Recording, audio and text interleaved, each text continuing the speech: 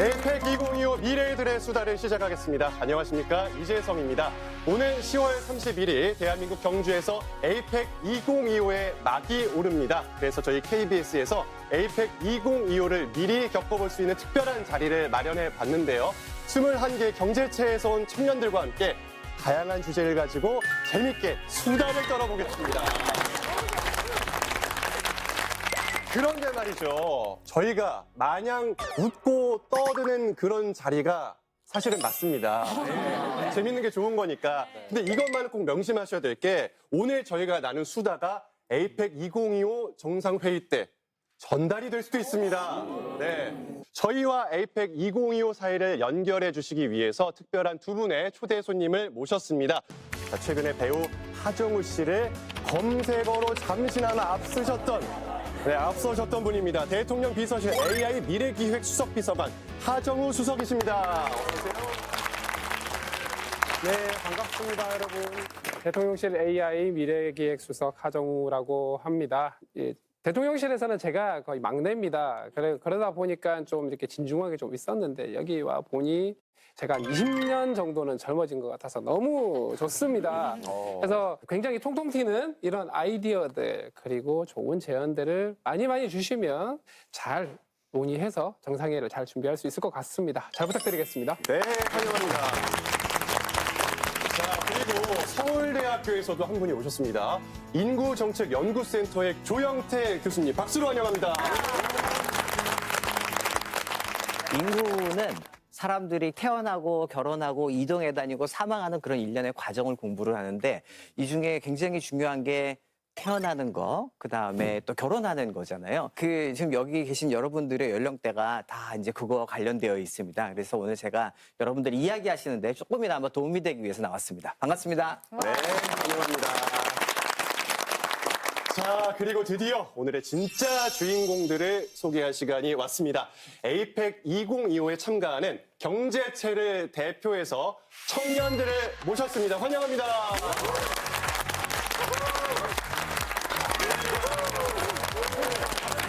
21명 청년들이 예쁜 꽃을 달고 오셔가지고 이 스튜디오가 되게 환하게 느껴진다. 맞아요. 너무 밝고 너무 예쁘세요. 이번 에이펙 2025의 엠블럼이 바로 나비래요. 나비가 꽃에서 꽃으로 좀 날아다니잖아요. 네. 이번 에이펙 정상회의가 나비처럼 각 경제체를 연결해줬으면 하는 마음을 담아서 엠블럼을 나비로 정했다고 합니다. 네. 저는 또 의상도 굉장히 독특한 것 같아요. 특히 제 옆에 계시는 구름 씨는 뭔가 이렇게 레트로 의상인가요? 청청 패션을 소화해 주셨어요. 의미가 있나요? 제 이름은 아시다시피 구름이라고 해서 이제 오늘 하늘 컨셉으로 입고 왔습니다. 끝에 또 근데 제로드는 네. 교복 아닌가요? 교복 아닌가요? 아, 그래요? 아, 진짜? 교복이에요? 예뻤죠? 어떤 의미가 있는 교복인가요? 네, 맞아요. 저 고등학생 때 주변에 한국 친구 많았거든요. 그래서 당연하지 한국 문화 멋있으니까 관심 생겼고 그 다음에는 교환학생으로 왔어요, 그때. 그래서 이 교복은 그때 입었던 교복이에요. 아, 실제로 입었던 교복인 거예요? 네, 맞아요. 아직도 많네요. 맞아. 관리가 잘 돼 있어요. 네. 그리고 이제 나라 씨도 또 예쁘게 또 흰색 꽃을 이렇게 달고 오셨습니다. 네, 맞아요. 네. 꽃은 자스민이요. 자스민은 인도네시아 국화이거든요. 그리고 솔직히 어릴 때는 제가 직접 자스민 꽃을 끼워가지고 그래서 등교가 때마다 하나하나씩 떼고 학교 갔어요. 네.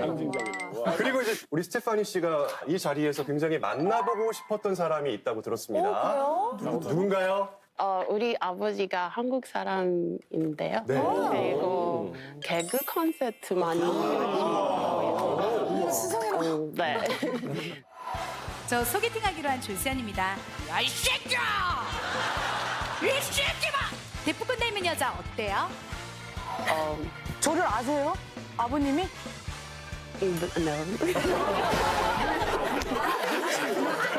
아버지가 나이가 좀 많아요. 예전에 즐겨보셨군요. 네네네. 지금도 보고 지금 있는데 보세요? 지금 많이 나오시는데 우리 조수연 씨. 그 젊은 사람은 잘 몰라요.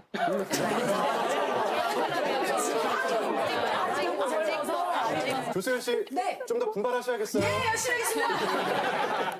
자, 오늘 청년들이 21명이나 있기 때문에 네. 다 소개하다 보면 1시간이 가나요? 네, 그렇기 때문에 차차 저희가 인사드리기로 하고요. 근데 에이펙이 네. 어느 나라 덕분에 맞는지 아시죠? 에이펙이요? 예. 에이펙. 호주요, 호주. 네. 호주. 예, 호주.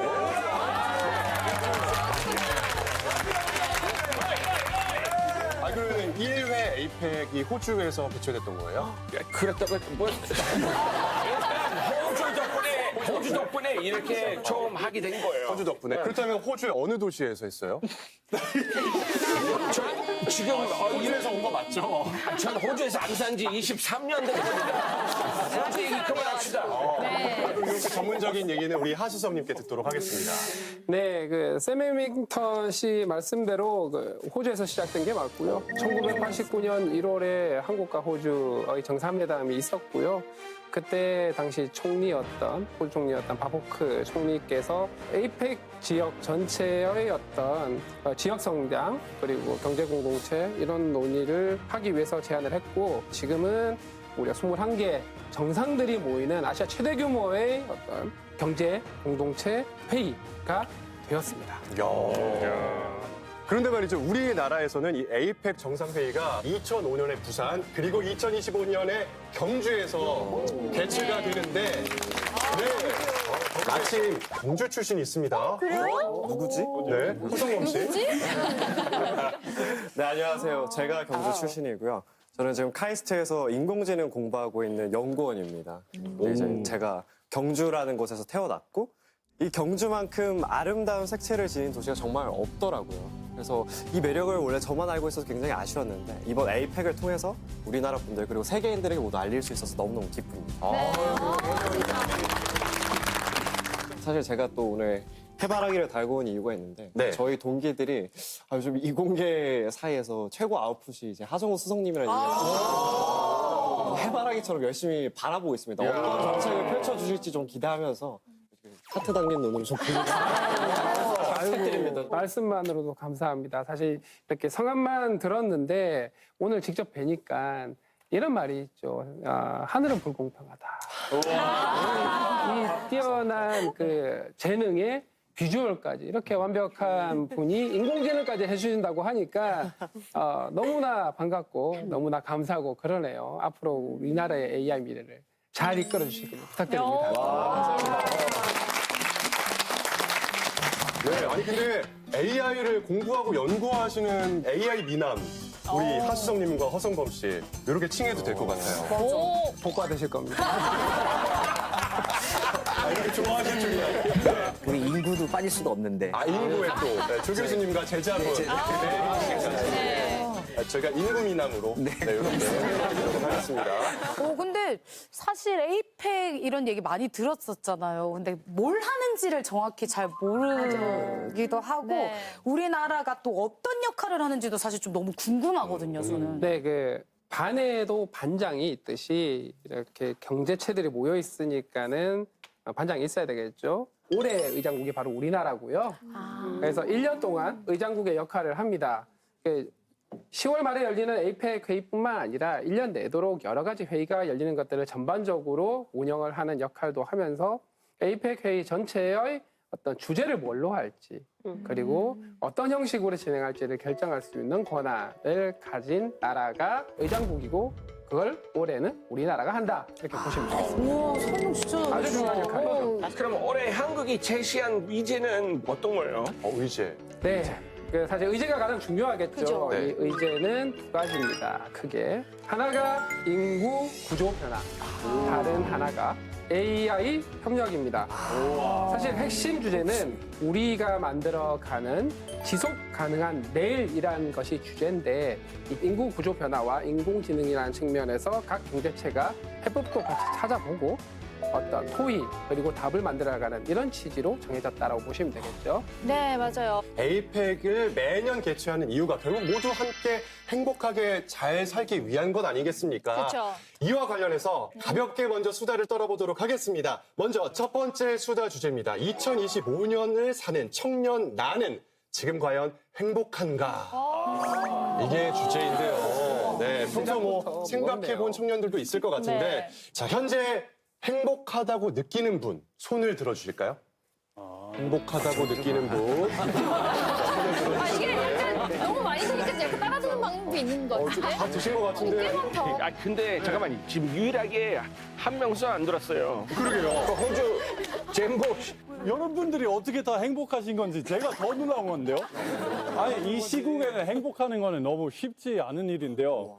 저도 사실 요즘에는 경제적인 압박도 있고 사회적인 압박도 있는데 일 빼고는 하는 게 없어요. 그래서 최근에도 연애하기 시작했는데 사실 플래그. 아니, 그러니까. 연애했는데 행복하지 않은 말 실수했나? 더 행복해진 건데 사실 저는 찡찡 많이 돼요. 왜냐면 이 시국에서는 돈 많이 벌어도 부족해요. 제가 집 살 생각해도 상상이 안 되는 일이고 네. 매일 압박감만 느끼고 있어요. 그래서 어떻게 다들 이렇게 행복하신 건지 저는 오히려 반대로 여쭤보고 싶은데요. 얘기를 들어보니까 공감은 갑니다. 청년들 다들 이런 생각하고 있을 거예요. 저는 그 반반이에요. 뭐 한편은 제 개인 생활이 생각하면 행복해요. 왜냐면 저 지금 제가 원하는 거 공부하고 있어서 그래서 제 능력을 보여줄 수 있는 거 할 수 있기 때문에 너무 행복하는데 근데 더 크게 보면 뭐 우리 세계에서 점점 더 많이 전쟁도 하고 경제 문제도 많이 생겨서 저와 같은 청년들이 그 꿈을 잃어버릴까 봐 그래서 좀 걱정해야 되고 그래서 좀 안타깝다. 그리고 다른 청년들 위해 저처럼 행복하게 살 수 있기 위해 너무 많이 바랍니다, 요즘에는. 우리 청년들이 이해하죠. 고민이 많습니다. 네. 네. 자, 저는 궁금한 게 시종일관 미소를 짓고 있는 우리 한행운 씨는 어떤 마음가짐인지 궁금하네요. 항상 행복해 보이는데. 그러려고 노력하는데 인생은 세움짐 아닙니까? 지금으로서는 한국에 살고 있고 한국 역사도 공부할 수 있고 음악도 할 수 있고 방송도 할 수 있어서 굉장히 행복한 상황인 것 같습니다. 야, 자세가 좋네요. 아, 너무 좋아요. 근데 우리 한행은 씨 그거 본명이에요? 아니요. 아니요. 학부 때 한국 역사 전공이다 보니까 그 한자를 시험을 봐야 돼요. 그래서 한자 여러 가지 이제 접하게 되면서 행운이라는 단어를 발견한 거예요. 근데 그 제 문화에서는 좋은 말을 하면 좋은 일이 온다는 말이 있어서 만약에 누군가가 나의 이름을 부르면 그 사람에게도 좋은 일이 있지 않을까. 오늘 이 자리를 마련한 이유가 네. 바로 궁극적으로는 우리 청년들이 행복해지려면 어떤 것이 필요한지 또 사회적으로는 어떤 노력을 해야 하는지 얘기해보기 위해서인데요. 그게 바로 의제와도 관련이 있겠죠. 에이펙 의제와 관련된 수다를 본격적으로 떨어보도록 하겠습니다.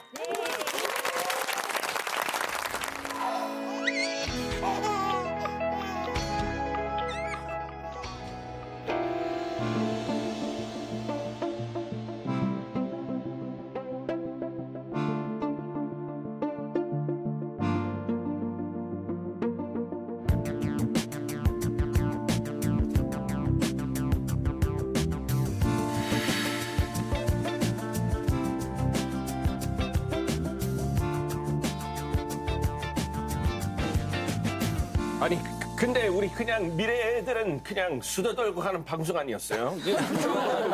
이거 지금 무겁거든요. 네. 자, 에이펙 의제에 걸맞게 우리 21명의 청년들에게 인구 문제 했을 때 떠오르는 것에 대해서 저희가 질문을 미리 해봤습니다.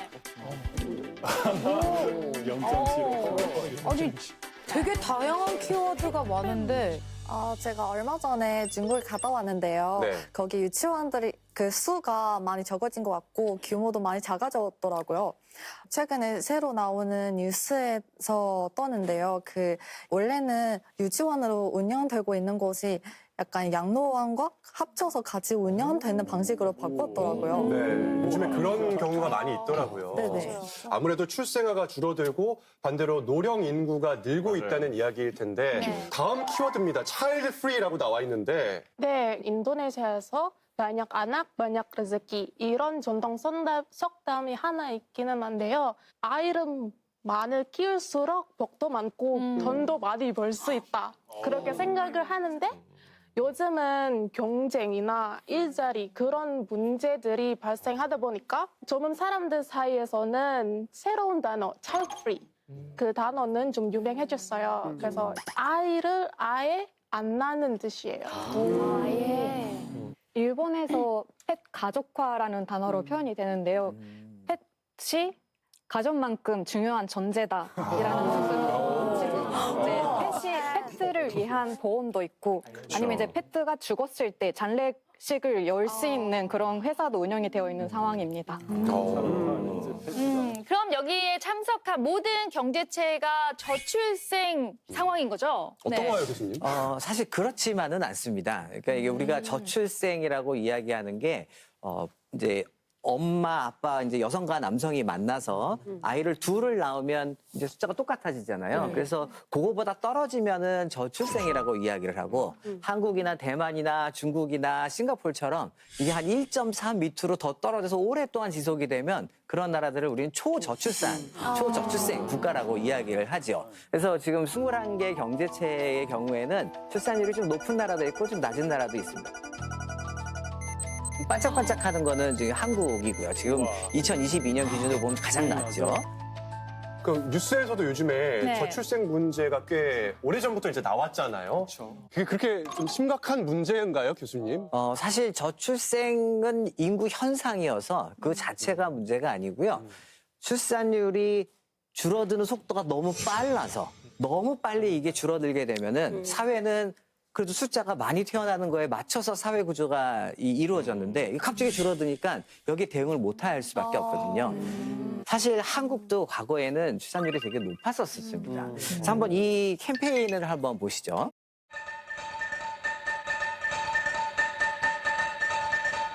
인구 증가율로는 우리나라가 어느 나라보다도 앞서서 거의 폭발적인 것입니다.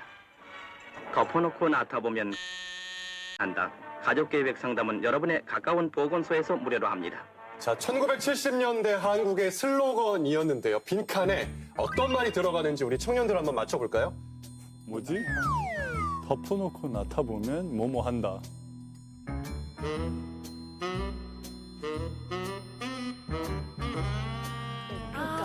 알 것 같아요? 장수 보면 장수? 장수한다. 장수한다. 나타보면 장수한다. 정답, 챔보 씨. 건물에 얻게 한다. 덮어놓고 나타보면 자녀가 많아져서 부자 된다. 부자 된다. 덮어놓고 나타보면 나락간다. 약간 비슷하잖아요. 비슷하죠, 네. 저 우리 샘 해밍턴 씨는 당연히 아시겠죠? 예? 당연히. 덮어놓고 놔둬보면 고지 거를 못면한다. 정답. 역시.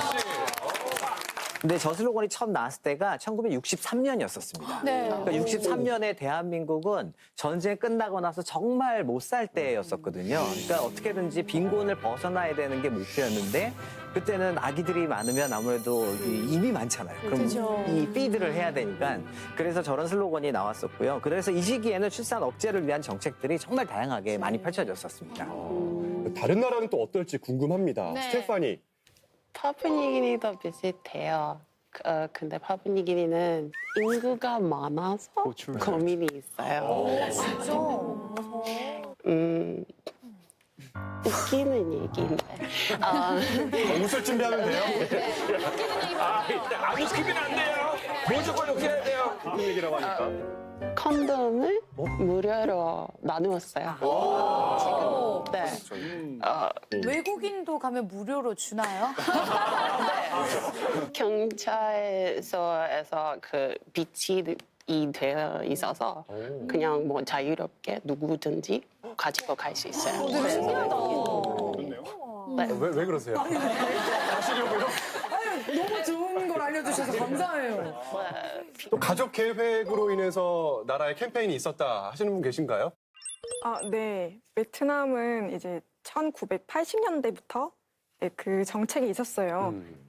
낸 할건 이게 무슨 말이냐면 네. 아이를 1명 또는 2명까지만 낳아라. 이 뜻인데요. 근데 올해부터는 그 정책을 이제 폐지했고 심지어 이제 둘째 아이를 낳으면은 지원금이 나와요. 그래서 저희 또래 중에는 이제 셋째 정도 낳고 싶은 친구도 있고 그래서 그런 좋은 정책이라고 생각합니다. 근데 베트남은 이미 인구가 많은데도 이런 정책을 펼치네요. 사실 베트남이 최근에 출산율이 지금 떨어지기 시작해서 네, 베트남도 맞아요. 지금 전국으로 보면 1.9명을 낳고 있고 근데 하노이나 호치민을 가면 하노이는 한 1.5명 호치민시에 가면 한 1.2명밖에 안 나와요. 대도시는 떨어지네요. 그렇죠. 그래서 올해부터 지금 출산 장려로 이렇게 돌아서는 거라서 굉장히 상징적인 의미가 있습니다. 잘했죠. 매우 잘했죠. 제가 기여했습니다. 신기하네. 교수님의 또 공부 네. 있으시군요. 좋습니다. 여기서 한번 여러분들께 질문을 드릴게요. 여러분들은 결혼의 필수라고 생각을 하시는지 궁금합니다.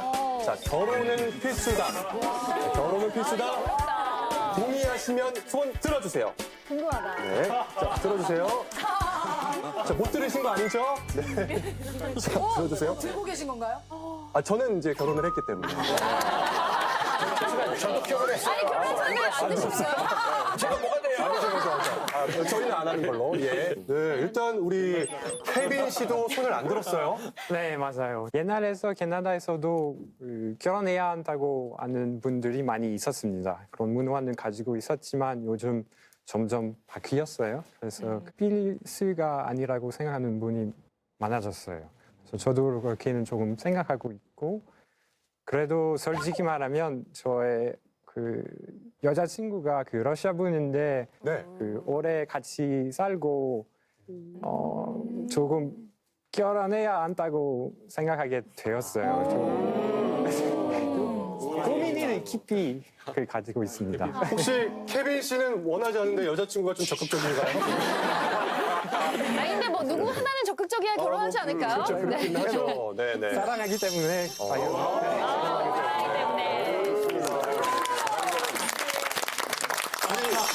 케빈 씨 여자친구가 이제 러시아 분이라고 네, 얘기해 줬잖아요. 맞습니다. 근데 또 마침 러시아에서 온 우리 폴리나가 있어요. 러시아 분위기는 어떤지 궁금합니다.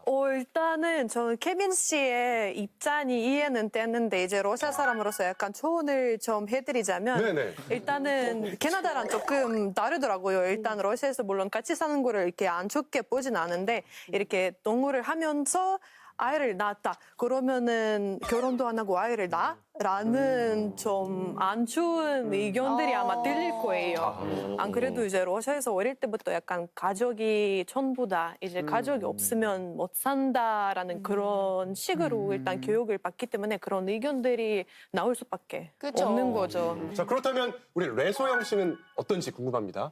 저는 사진으로 보여드리겠습니다. 사진이요? 결혼하셨어요? 본인 결혼식이에요? 무슨 사진이에요, 이게? 이게 재작년 저희 친언니 결혼식 맞아요. 이제 대만에서 한족뿐만 아니라 이제 2%의 16개 민족 원주민입니다. 네. 그래서 이제 한 마을 곧 한 가족입니다. 이런 분위기 있다 보니까 이제 결혼 준비할 때부터 이제 결혼식까지 이렇게 같이 참석하는 그런 분위기예요.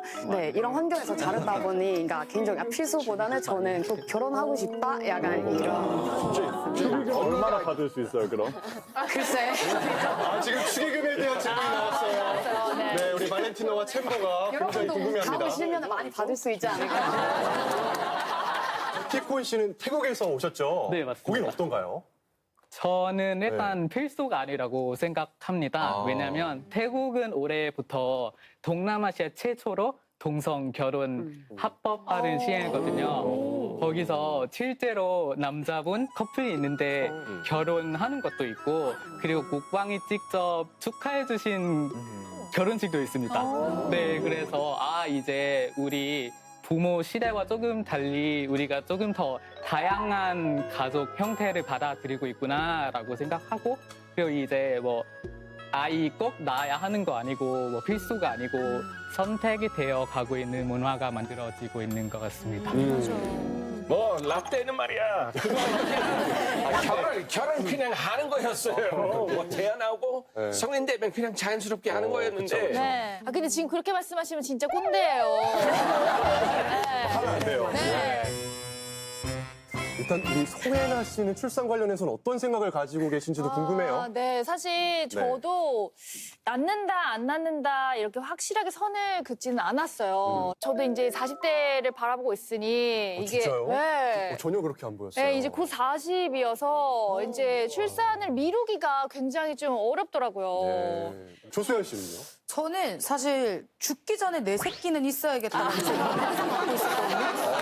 그래서 젊을 좋다, 좋다. 때는 축구부를 만들고 싶다라는 생각을 했었어요. 근데 이게 저도 나이가 35이거든요. 나이 먹을수록 그 정도까지는 안 되겠다. 그래서 사실 최근에 난자를 얼리려고 병원을 알아봤더니 저는 내년 초에 올렸어요. 올리셨어요? 네, 저는 올렸어요. 어디서요? 네, 제가 알려드릴게요. 좋은 소개시켜주세요. 지원을 소개시켜드릴게요. 네. 올리셨고 계획 있으시고. 예, 저는 낳고 싶죠. 낳고 싶은데 아까 조수님께서 말씀하신 것처럼 지금 그거는 진짜 공감해요. 제가 제 새끼를 보고 싶어요.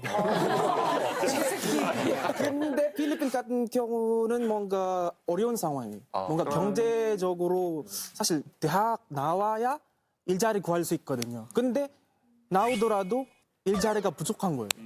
그래서 진짜 힘든 상황인데 그래서 제가 일단 경제적으로 안정해지면 제가 한 30 중반 때쯤 제가 한 두 명이라도 낳고 싶어요. 낳고 싶다. 네. 렌소영 씨. 네, 바로 오늘 저희 조카 1살 생일이에요. 잠깐 영상 편지해줘도 되나요? 금영아 생일 축하하고 이모가 많이 사랑해. 조카도 정말 너무 이쁘고 그래서 저도 너무 낳고 싶다는 그런 생각이 들죠. 네, 근데 저는 낳고 싶은데 대만에서 이제 15세에서 29세까지 이제 절반은 아이를 낳지 않겠다 이런 조사 결과가 나와요. 네, 그 이유가 내 삶을 지키고 싶다. 이 돈, 이 자유, 이 시간을 저한테 투자하고 싶은 거지. 또 이게 남보다는 이제 다른 거 여유가 없다 보니까 내 아이 낳지 않겠다는 그런 의견이 많은 거죠. 네. 그럼에도 불구하고 우리 래소영 씨는 계획이 있다. 낳고 싶다. 우리 조카, 예쁜 조카를 봐서라도 낳고 싶다. 우리 지금 그 청년들 얘기 들어보니까 다들 뭐 낳고 싶지만 아이들 키우는 그 대한 부담은 대부분 크니까 좀 고민되는 것 같아요. 일단 옛날에 진례에서 학교 다녔었는데 한 학기는 한 708만 원 될 수도 있으니까 저도 우리 부모님 고생하는 걸 보니까 너무 슬프고 그렇게 보고 싶지 않더라고요. 그래서 교육비 너무 비싸서 현실화 됐으면 좋겠습니다. 제 생각에는 네. 양육비 좀 다각도로 지원이 됐으면 좀 더 좋지 않을까 싶어요. 말레이시아에서 제 친구는 작년에 출산하자마자 저한테 지금 페라리 한 대 키워야겠다 그렇게 얘기를 하더라고요. 그래서 그만큼 부담이 너무 가지 않을까 싶습니다. 왜냐하면 지금 말레이시아에서 최적 임금이 한 60만 원 정도? 근데 양육비는 한 명이 키우는데 40에서 70만 원을 들어요. 그러면 부담이 너무 가잖아요. 이런 상황에서는 누가 애를 낳겠어요. 네. 그런데 면접 때 되면 친척들이 겨울에 언제 하냐, 애를 언제 낳냐 이런 잔소리들이 되게 많이 해요. 말레이시아에서도 그래요? 그래서 네. 면접 때 되면 누군가는 10만 원에서 30만 원 주고 남자친구 대여 서비스를 네, 쓰는 사람도 있더라고요. 잔소리를 막기 위해서. 시간당이에요? 얼마나 받아요? 아니, 왜 이렇게 관심을 보이고 있어요, 천보 씨? 계산적이다. 뭔가 가겠네, 말레이시아. 내가 겪어봐서 잘 알거든요. 네. 이거 막상 나보니까 경제적인 부담도 굉장히 크거든요. 뭐 다른 친구들은 다 학원도 몇 개씩 이렇게 보내다 보니까 우리 애도 보내야 되는 이런 압박도 있어요. 물론 소중하고 사랑스럽지만 그거는 그게 다른 사람한테 꼭 나라고 얘기 못 해요. 예. 근데 우리 샘 해밍턴 두 자녀분 보면은 낳고 싶긴 해요. 사랑스러워. 네, 귀엽고. 그 방송에서 보는 집에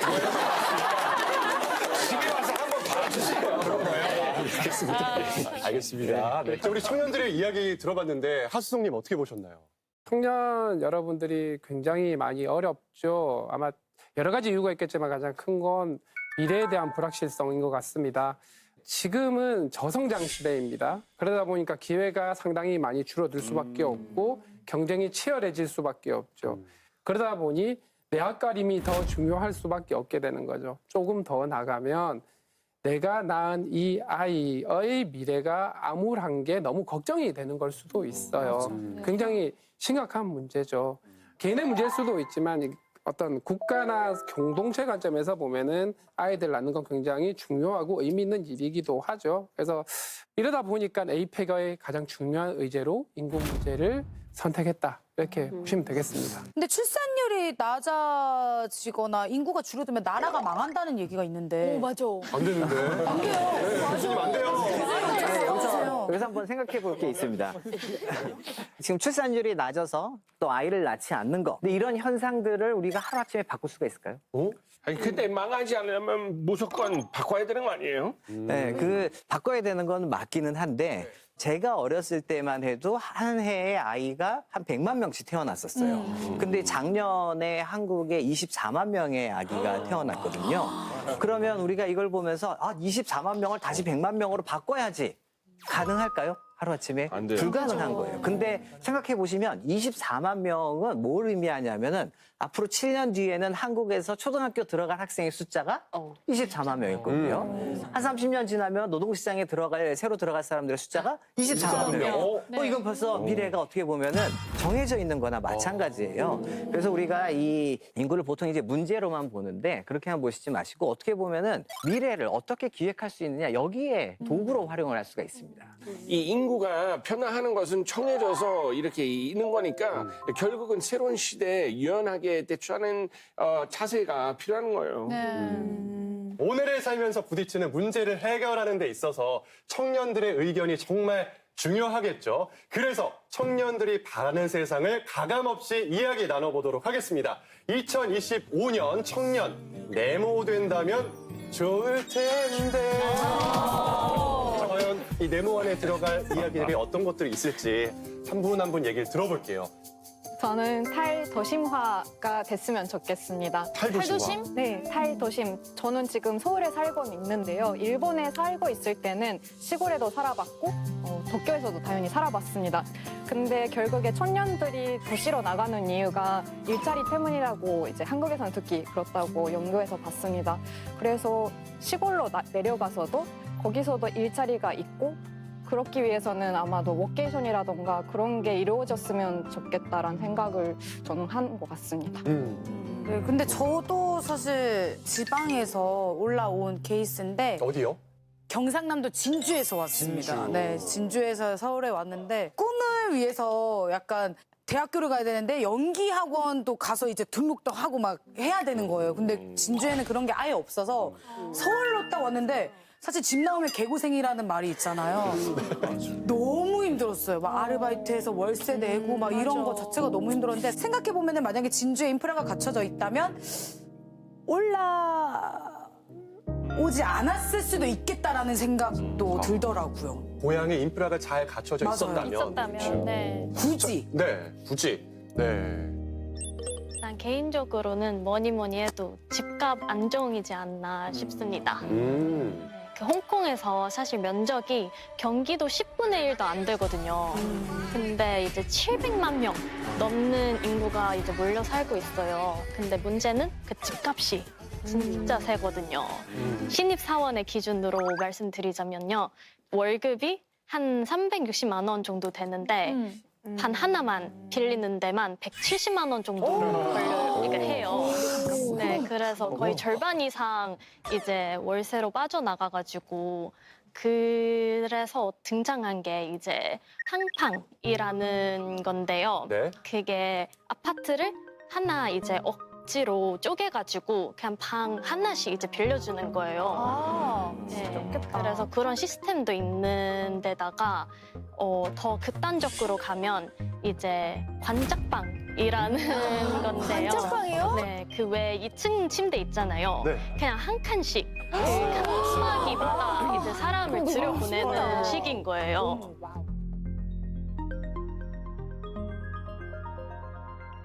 이 2층 집이 윗집 아랫집인 거예요? 예, 이제 이웃인 거죠. 네, 그래서. 근데 이웃이랑 너무 많은 걸 공유해야 되는 거 아니에요? 그러니까요. 네, 그래가지고 홍콩에서 어떻게 보면 자취한다는 게 되게 생존 게임 같은 도전이지 않나 그런 느낌이에요. 아니 근데 이게 도시 집중 현상이 뭐 우리만 그런 건 아닌가 봐요. 이 사실 한국, 대만, 홍콩, 싱가포르 또 중국까지 요즘에는 이 나라들의 공통점이 뭐냐면 젊은이들이 도시로 몰린다는 거예요. 물론 싱가포르는 이제 도시 국가이니까 이미 도시 국가고 홍콩도 그렇기는 한데 국가나 이 경제체가 발전을 하는 과정에서 문화도 경제도 모든 인프라를 다 이제 도시 집중으로 도시를 이 중심으로 놓고 발전을 하게 됩니다. 근데 그 과정에서 생겨난 일인데 사실 지금 제일 이제 중심이 되는 게 서울과 그 둘러싸고 있는 수도권이잖아요. 네. 여기에 전체 인구의 52%가 살고 있는데 진짜 너무 많잖아요. 그런데 이거를 만일에 연령대를 청년으로 한 25세에서 34세로 하면은 63%가 여기 있습니다. 네, 그러니까 이게 현대 사회에서 특히 이렇게 빠르게 성장을 했던 경제 성장을 빠르게 이룬 나라들이 현대 사회에서 경험하고 있는 공통적인 현상이면서 또 풀어야 할 문제죠. 네, 저는 기회 문이 열렸으면 좋겠습니다. 기회 문이 된다면 좋을 텐데. 네, 제가 이렇게 생각하는 이유는 우선 지금 페루에서는 많은 청년들이 스페인어로 ni estudia ni trabaja, 즉 니니족이라는 이제 공부도 안 하고 일을 안 하는 이제 그런 청년들이 너무 많이 있어요. 이제 정부에게 바라는 건 청년들에게 조금 더 많은 기회나 이제 미래를 설계할 수 있는 방법이나 이런 것들을 제공해 줬으면 좋겠다라고 생각이 들어요. 여기 계시는 21명의 청년들은 기회를 찾아서 나고 자란 곳을 떠나서 한국에 온 거잖아요. 그래도 뭐 한국 사는 거 다들 좋죠? 당연히 좋죠. 좋아요? 저 아마도 고1 때부터 그때 태권도도 배웠고. 태권도? 지금 배웠다는 것도 봐야 되는데. 살짝 보여줄 수 있나요? 아이고, 차지야. 자, 갑니다. 뭘 발차기 할 것 같은데? 발차기. 갑니다.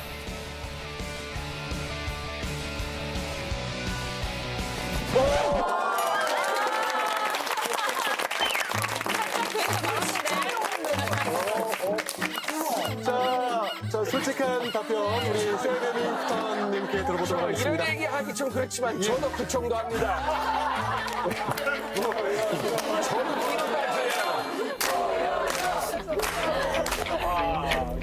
가능하세요?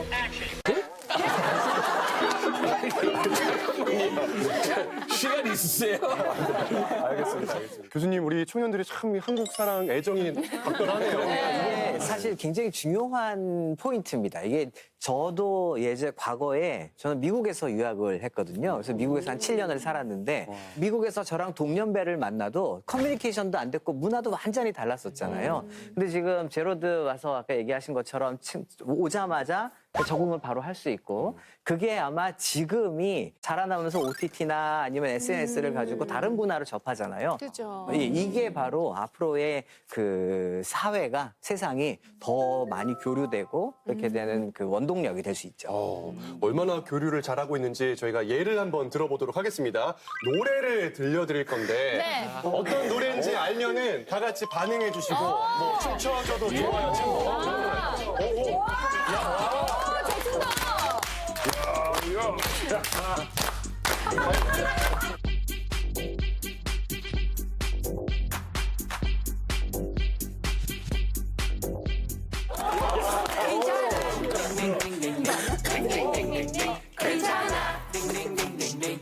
다 잘하네.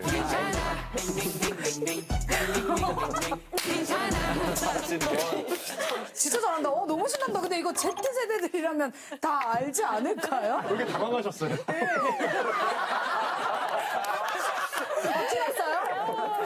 예, 이 괜찮아 챌린지가 지금 여러분들이 다 하셨잖아요. 이거 괜찮으니까 이건 한국말이니까 한국에서 시작한 줄 알잖아요. 사실 이거 어디서 오리진이 어딘지 아시나요? 네, 인도네시아. 오케이, I'm fine. 괜찮아, 괜찮아, 땡땡땡땡땡. 네, 알딘 테가르라는 인도네시아의 이 유튜버가 있는데 이 친구가 한국 그 드라마를 굉장히 많이 보고 그러고 나서 괜찮아 닝닝닝을 했고 그 다음에 베트남의 그 우울한 곳으로 나온 거구나. 이게 베트남으로 갑니다. 괜찮아.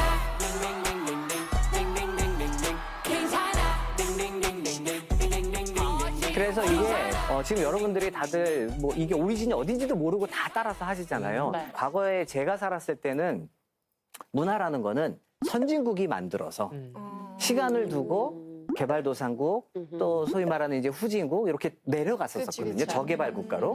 그랬는데 지금은 어느 나라에서 만드는지 모릅니다. 아까 그 옴브리뉴는 어느 나라 건지는 아시나요? 브라질이요. 맞아요. 옴브리뉴는 브라질입니다. 우리 몰라도 상관이 없는 거죠. 그래서 이제부터는 이 문화로 공통화되고 그러면 우리가 일하는 플랫폼도 점점 더 글로벌화 될 수밖에 없죠. 아니, 우리가 지금 이것에서 만나는 것도 장벽을 넘어 만들어지는 새로운 인연이잖아요. 네. 이 21명, 이 청년이 모여서 이야기를 나눠주는 것 그 자체가 기회라고 생각해요. 맞아요. 네, 그 에이펙에 E가 들어가 있는데 이코노미입니다. 이런 경제 문제를 다룬다는 얘기고요. 그 인구 대응과 연결된 것들이 뭐 일자리라던가 혹은 주거 환경, 그다음에 생활 기반 이런 것들일 텐데요. 이것들 다 사실은 경제 문제죠. 그래서 이런 경제 발전 관점에서 보면 이런 인구 문제를 다루고 해결하는 게 굉장히 중요한데 결국 이 인구 문제를 넘어서 이런 전체 경제 발전의 미래를 누가 책임져야 되느냐? 여기 있는 청년이 책임을 져야 되는 거죠. 청년의 문제이기도 합니다. 그래서 오늘의 이 논의가 굉장히 중요한 의미를 가지고 있고요.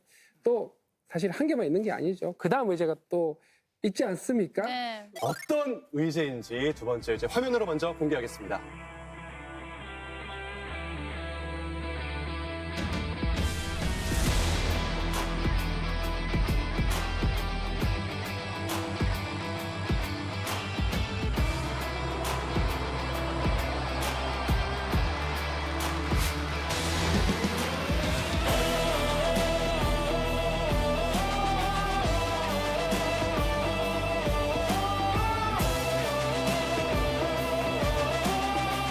제조를 포함한 다양한 산업에서의 AI 전환, 그런 경험들을 바탕으로 해서 아시아 태평양 전체의 수요를 받을 수 있는 허브로서의 가능성을 보고 있는 게 아닌가 있고요. 네, 아니 AI 인구 위기를 해결한다고 딱 저는 의문이 좀 들거든요. 뭐 AI가 애를 낳아주는 것도 아니고. 그렇죠. 네. 아니 인구 문제 어떻게 해결하는지 저는 AI는 정말 뭐 물어볼 때 진짜 이런 것만 사용을 하거든요. 저는 사실 AI를 잘 사용을 안 해가지고 얼마 전에 근데 그건 했었어요. 유행했던 그 지땡리에서 그 이미지 하는 거 그건 했었거든요. 근데 AI로 어디까지 할 수 있는지가 되게 궁금해요. 저 그럼 이쯤에서 우리 하수성님께 여쭙겠습니다. AI 협력의 핵심 의제로 정해진 이유 무엇일까요?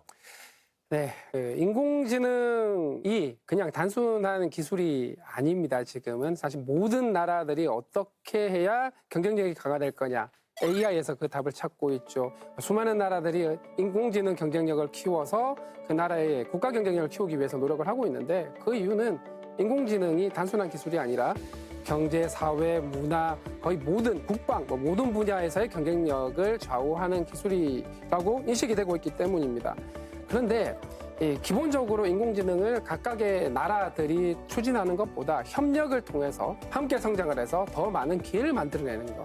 그래서 두 번째 의제가 인공지능으로 선정되었다고 보시면 되겠습니다. 네.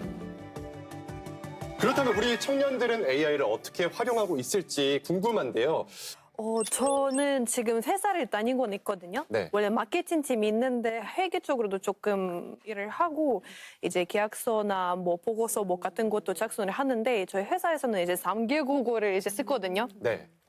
그래서 가끔씩 이제 계약서를 쓸 때 오타나 뭐 실수가 나올까봐 제가 AI한테 그거 확인해달라고 이렇게 맡기는데 솔직히는 저는 이제 AI 없는 세상을 상상을 못 할 것 같아요. 그런 정도예요. 오, 의존도가 심한데요. 없으면 안 되죠. 그러니까요. 자, 앙헬 씨는 어때요? 여자친구 모든 걸 AI한테 물어봐요. 예를 들어서 내 사주랑 자기 사주 넣어서 사주 아마 그 콩합을 보고 MBTI 공학을 물어보고 그 모든 걸 다 그렇게 해요. 아, 근데 제 주변에도 그 AI로 궁합을 많이 물어보더라고요. 정확도가 높대요. 진짜요? 네, 그래서 이게 진짜 이때 무료 버전과 유료 버전이 확실하게 차이가 많이 난다면서요. 돈을 내야 되는 거예요. 아, 디테일이 다르대요. 네. 앙헬은 그래서 어떻게 결과가 나왔어요? 궁합에 대해서? 사주가 비슷해서 아마 잘 살고 것 같아요. 오, 다행입니다. 그 이거 조금 부끄러운 일인데 제가 AI한테 연애 상담해 본 적이 있거든요. 그 제가 좋아하는 선배 제가 좋아하는 선배가 승무원이에요. 저번에 기억이 잘 안 나는데 그 선배가 비행기 타고 왔는데 태국에서 비행기 타고 왔으니까 피곤했을 텐데 밥도 같이 먹고 그 분위기가 좀 좋았던 것 같은데요. 그래서 뭐 끝나고 다음에도 만나자고 했어요. 그래서 제가 AI한테 이게 마음이 있는 건가? 이렇게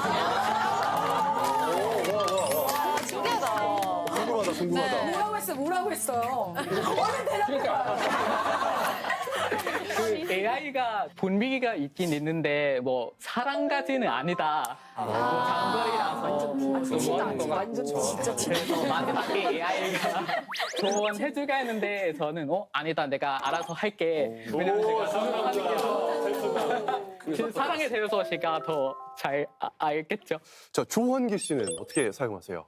저 한 작년 때쯤인가 그 챗 GPT가 통화를 할 수 있어요.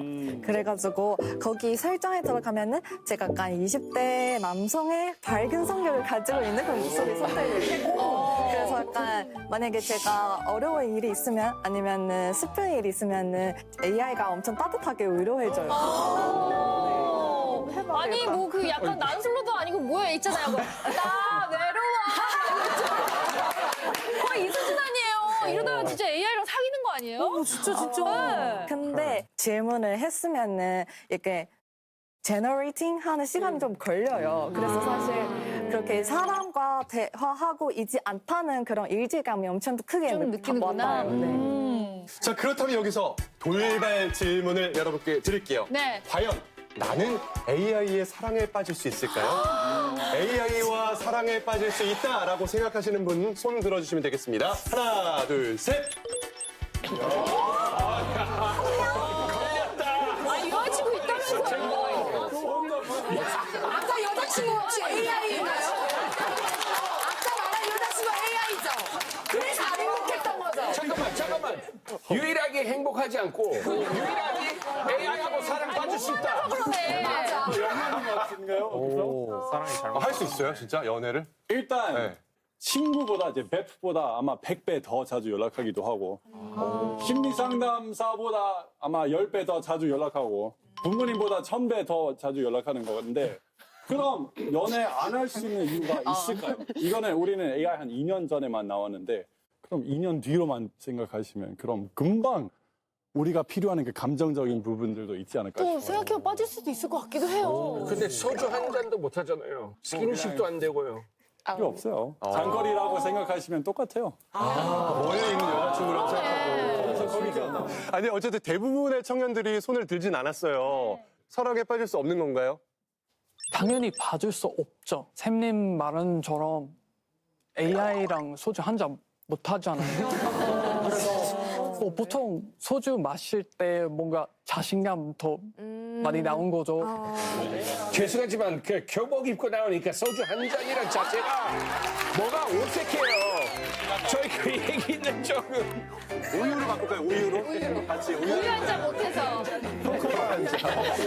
그럴 수 있겠네요. 자, 저 한행운 씨도 일단 손을 들지 않았어요. 네, 일단은 만질 수도 없고 안을 수도 없고 그런 약간 되게 스킨십이 되게 중요한 사람이란 말이에요. 그래서 그걸 빠진 연애를 한다는 상상이 안 돼요. 하지만 차은우급의 로봇이 AI 로봇이 나와서 너랑 연애를 하겠다. 빠질 수 있어요. 빠질 수 있어요. 좋아요. 빠질 수 있습니다.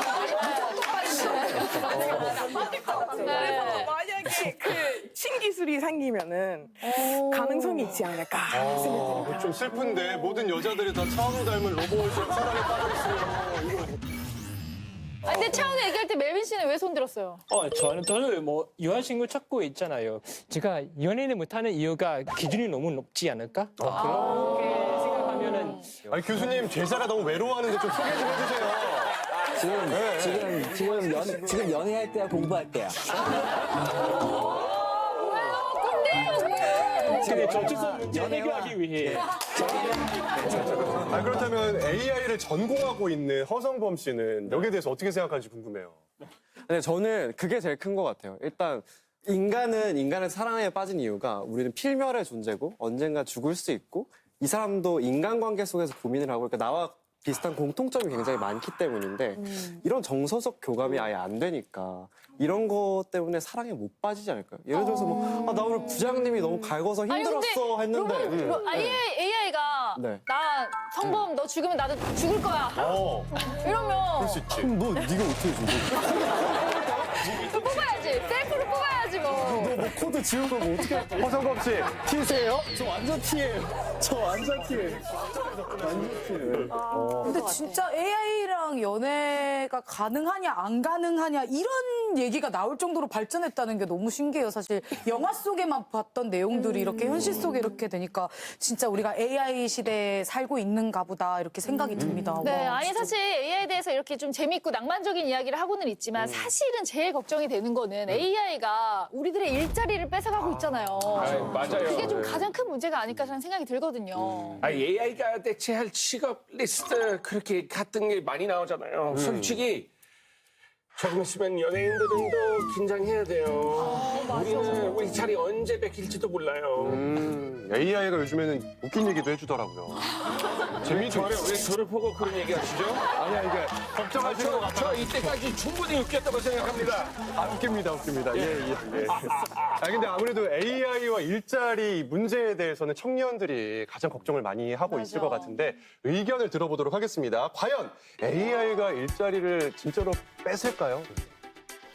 일단 저는 공인회계사 출신인데 제가 보기에는 이미 그 공인회계사 하는 일들의 대부분은 이미 AI로 대체할 수 있어요. 아직까지 좀 부족한 부분들은 아마 전략적인 결정이나 방향적인 설정이나 이런 것들은 좀 약한 건데 제 생각에는 앞으로 5년, 10년 뒤에도 많은 일자리들은 좀 위협받을 것 같아요. 저도 지금 크리에이터로 활동하고 있는데 그리고 5년, 10년 뒤에는 크리에이터라는 직업도 살아남을 수 있는지도 좀 궁금합니다.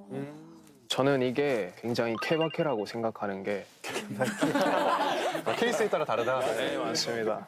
개인적으로 저는 AI 덕분에 지금 작은 개인 사업을 운영하고 있고 이제 AI에 대해서 저는 되게 긍정적으로 보고 생각하고 있습니다. 그래서 뭔가 1차 산업, 2차 산업 이런 것들은 대체될 수 있어도 우리가 2030 세대들, 이제 청년들이 취업보다는 저처럼 뭔가 이제 창업이라는 데 눈을 돌려서 뭔가 걸어가야 되지 않을까라고 생각합니다. 그러니까 AI가 경쟁자가 아니라 동반자로 생각을 하고 계시는 거군요. 도구처럼 이제 동반자처럼 계속 저와 함께 해야 된다라고 생각합니다.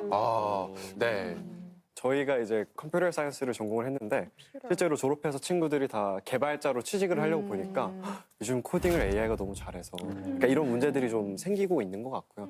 근데 이거는 약간 일시적인 흐름이라고 생각하고 어느 정도 이 과도기를 거치면 또 그 발렌티노가 말한 것처럼 새로운 직업들이 많이 생기고 AI와 함께 할 수 있는 일들이 좀 더 많아질 거라고 생각은 합니다. 네. 아무래도 일자리 문제는 우리 청년들과 직접적으로 맞닿아 있기 때문에 더욱더 민감한 주제인데요. 네. 하수성님, AI가 진짜로 청년들의 일자리를 대체하게 될까요?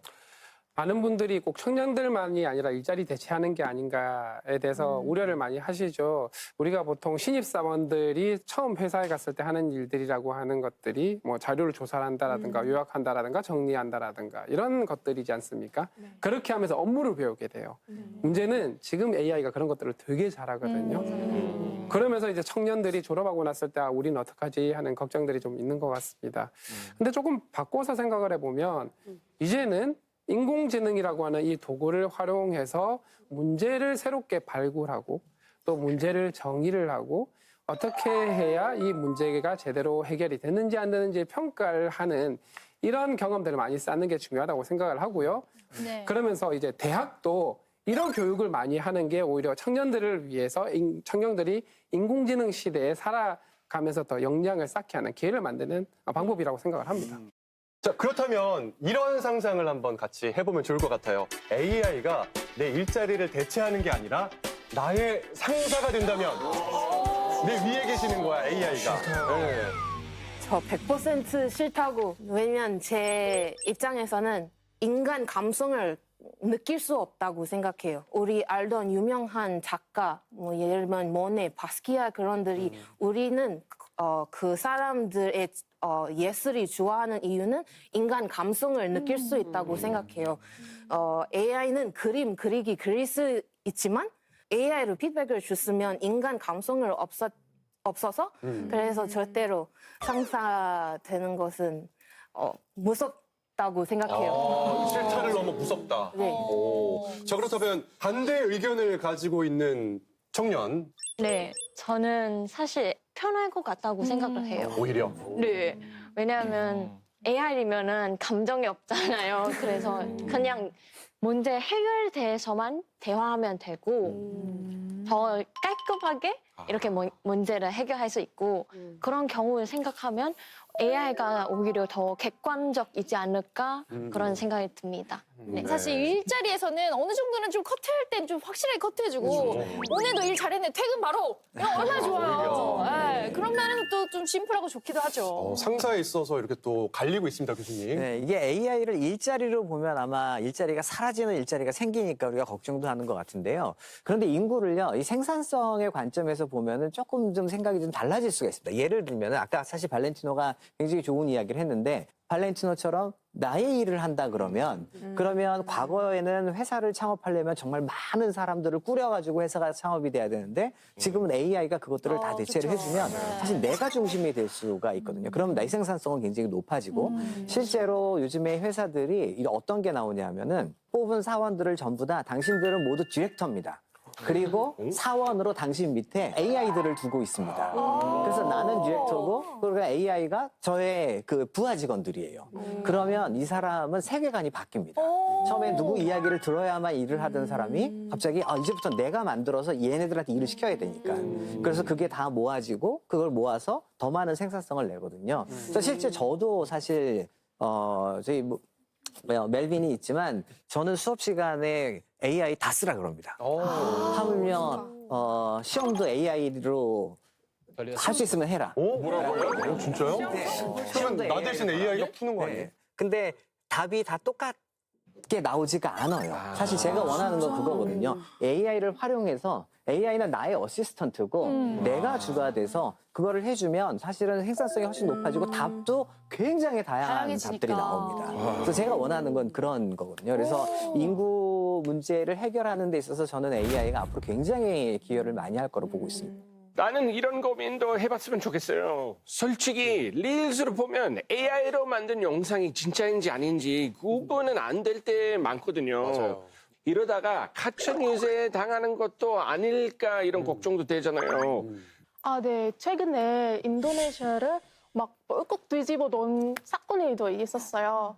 그래서 SNS에 주지사 영상을 돌리기 시작했는데 그 내용에서는 오토바이 50만 루피아 판다라고 홍보하셨어요.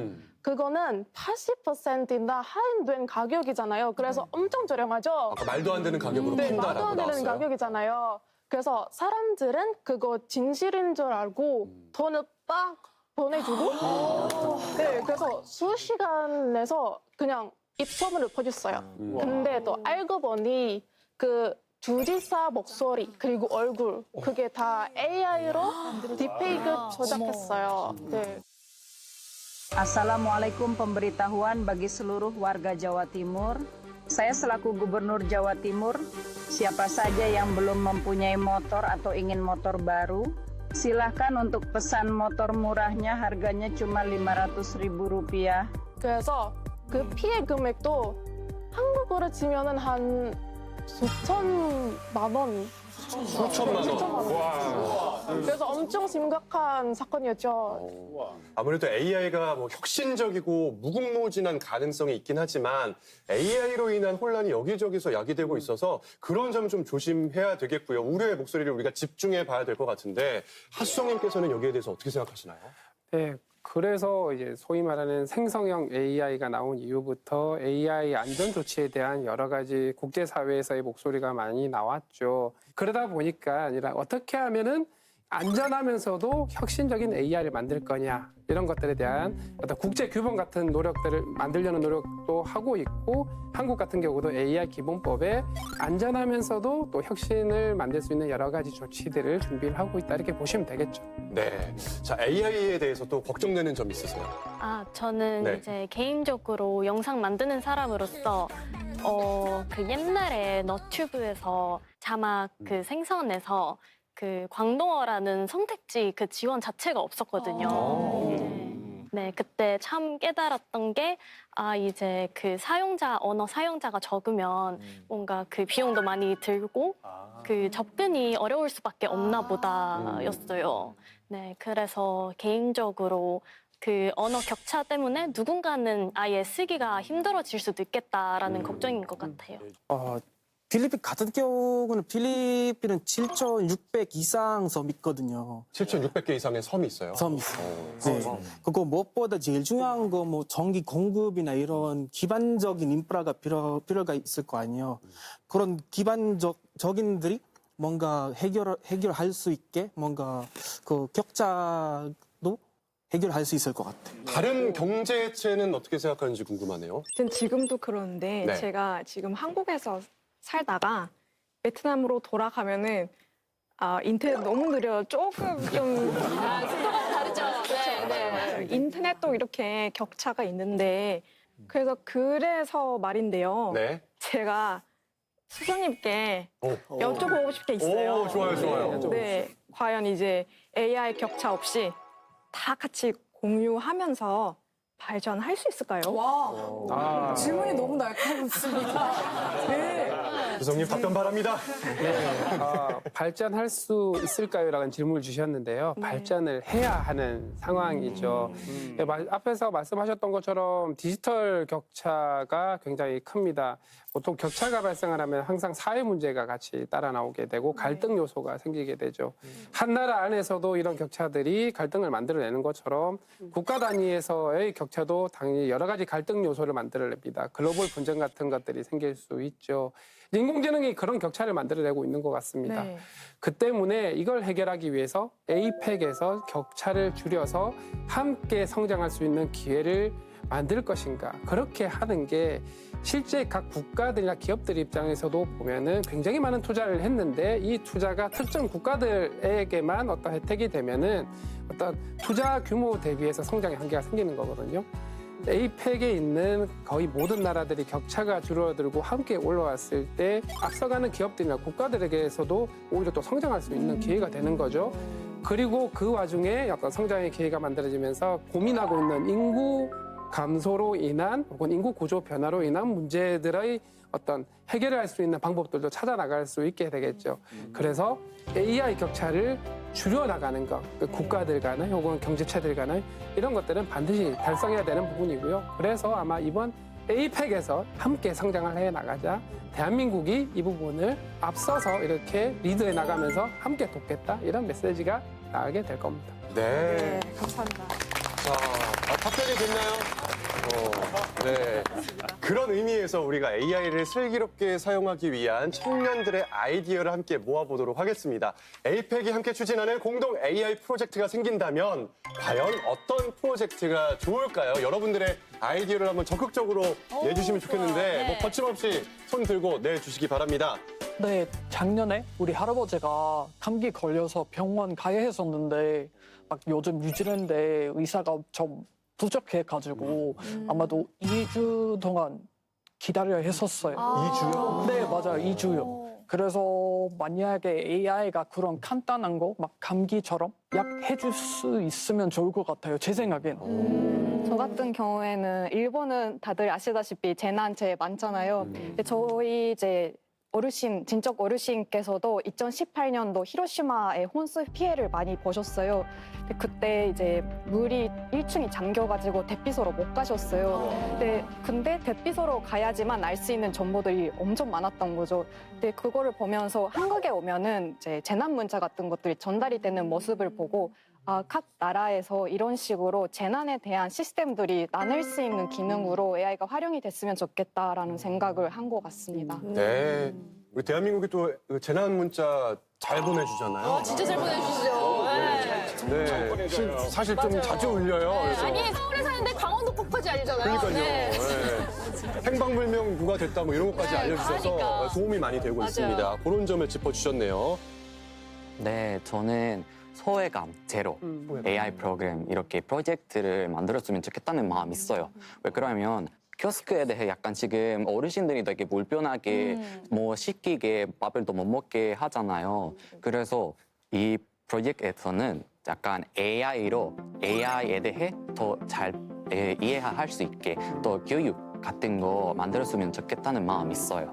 그래서 앞으로 20대, 30대뿐만 아니라 60대, 70대, 80대까지 AI를 사용했었으면 좋겠습니다. 하수정님 아이디어 좋은 게 많이 나왔네요. 그러게요. 네, 다 모두 너무 좋은 아이디어를 주셔가지고요. 제가 굳었던 뇌를 이렇게 다시 재생시켜주는 너무나 좋은 아이디어를 주셔서 감사합니다. 이렇게 말씀 주셨던 의료라든가 그리고 재난 대응, 그리고 소외감을 이렇게 해소할 수 있는 이런 것들이 인구 문제와 함께, 인구 구조 문제와 함께 대두되는 어려운 문제들이죠. 이런 것들이 실제 에이펙 정상회의 때 잘 반영될 수 있도록 해서 또 한 단계 우리가 발전할 수 있는 계기가 될 수 있을 거라고 생각을 합니다. 너무 좋은 아이디어들 많이 주셨고 경험들 많이 공유해 주셨고 제가 또 한번 성장하는 기회가 된 것 같습니다.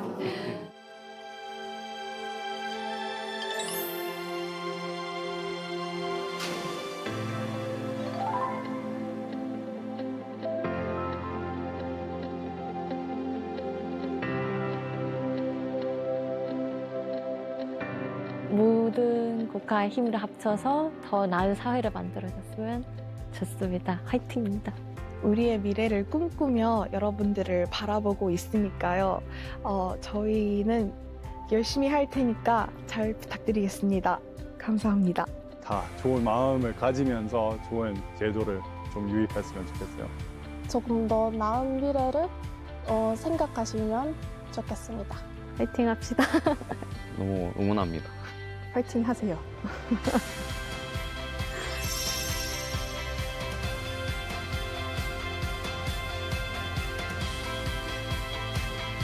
자, 우리 청년들이 더 많은 희망과 기회를 꿈꿀 수 있도록 오늘 나눈 고민과 진솔한 이야기가 에이펙 2025에 잘 전달되기를 바라면서 21개 경제체가 서로 격려하며 함께 미래를 만들어갈 수 있는 협력의 장이 되기를 간절히 바라겠습니다. 오늘 함께해 주신 여러분 대단히 고맙습니다.